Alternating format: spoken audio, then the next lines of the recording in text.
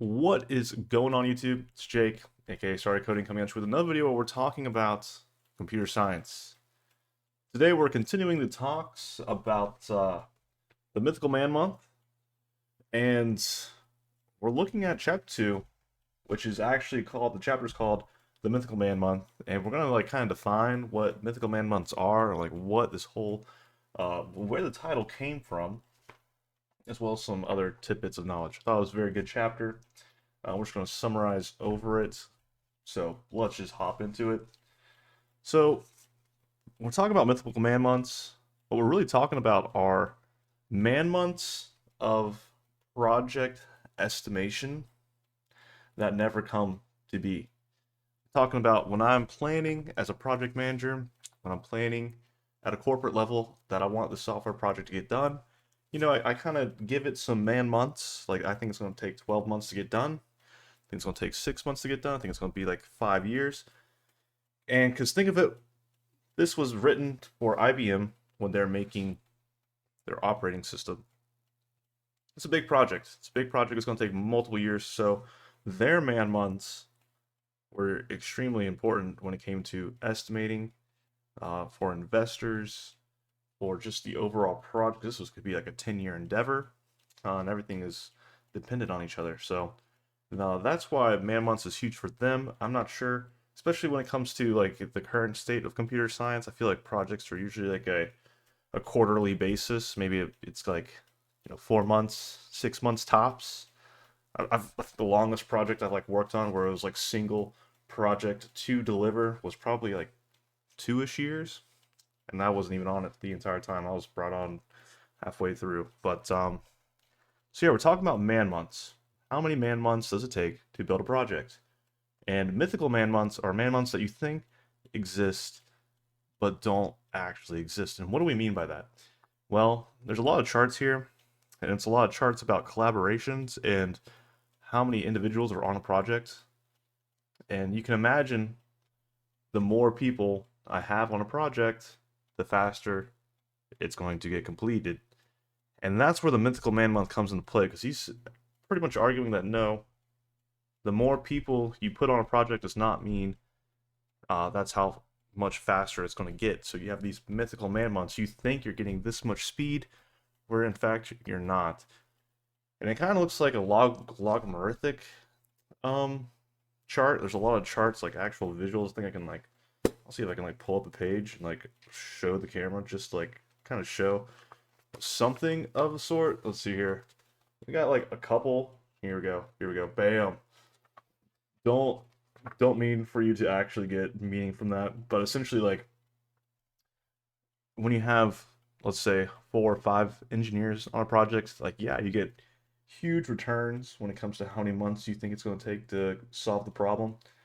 But if you start adding more than that, those initial 5, those initial 6, you get diminishing returns, and so having a huge team really doesn't help you out. So kind of finding that sweet spot for your team size is going to be huge.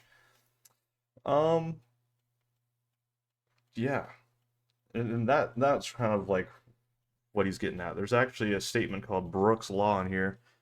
Pull it up, and it says adding manpower to a late project only makes it later. Brooke's Law. So if you have a project that's running late, adding more people is going to make it take longer. And the common philosophy of that is like, hey, it takes a long time for people to get acquainted with the project. So in the beginning, they're actually slowing it down, and sometimes they're adding more problems than they're actually solving. And this whole idea of democracy versus aristocracy will get talked about in a different chapter. But that is what we're talking about with mythical man months, is months you think you have where they really don't exist. And having your team size, super important. Let's talk about what his philosophy is when it comes to estimating stories. So he calls it gutless estimating, where you're just estimating based off how long you think something's going to take. A lot of managers do this. We're defining user stories, we're defining features we want to put into our project, and we give it a rough estimation like, hey, it's going to probably take 5 points 7 points, 3 points. And is that a gutless estimation? Are you just using your gut for that, or do you actually have metrics to back it up that's going to take that long? Everything you do is a gutless estimate unless you do the following.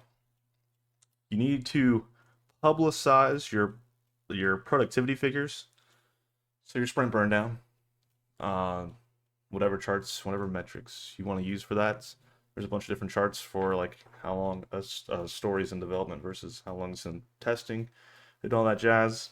So how productive is your team? And you also need to publish the bug incident like figures, like how many bugs per sprint are being introduced, how many bugs per feature are being introduced. These are two metrics that just need to be in your manager's mind when it comes to estimating accurately. Super important stuff there. So really what we're trying to do is we're trying to defend our estimates. The biggest waste of time, the biggest way that man months are spent is by poor estimating. And Frederick Brooks thinks that estimating is probably one of the most skillful things you can do in your career. If you can like really estimate accurately, then in his mind you are a professional manager. So when it comes to actually building software, he also kind of outlines his philosophy for how a feature, how a part of a project should get implemented.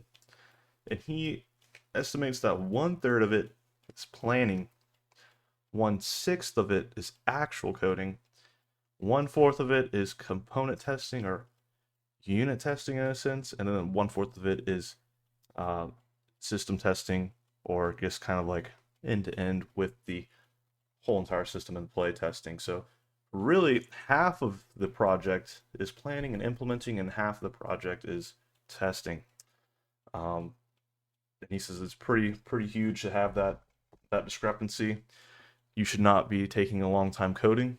This is a good metric to have. You should be planning more than you're coding. You should be testing along the way. Yeah, important stuff.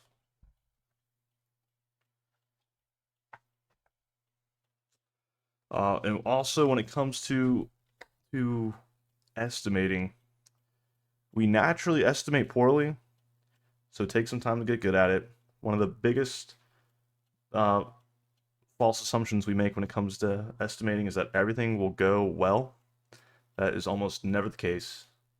So when we're estimating, we're always thinking of like the best case scenario, what's going to happen, and that's just not reality. And so having that in the back of your mind when you're making your estimates is huge. Yeah, and I think that's going to pretty much summarize this chapter. The next one we're going to talk about aristocracy versus democracy. I do want to like polish up the notes on that before publishing it because I think it's huge. Essentially, it's going to be talking about the architects versus the implementers, and how that dynamic is played. So stick around for that video when it comes out next. In the meantime, start coding. Peace.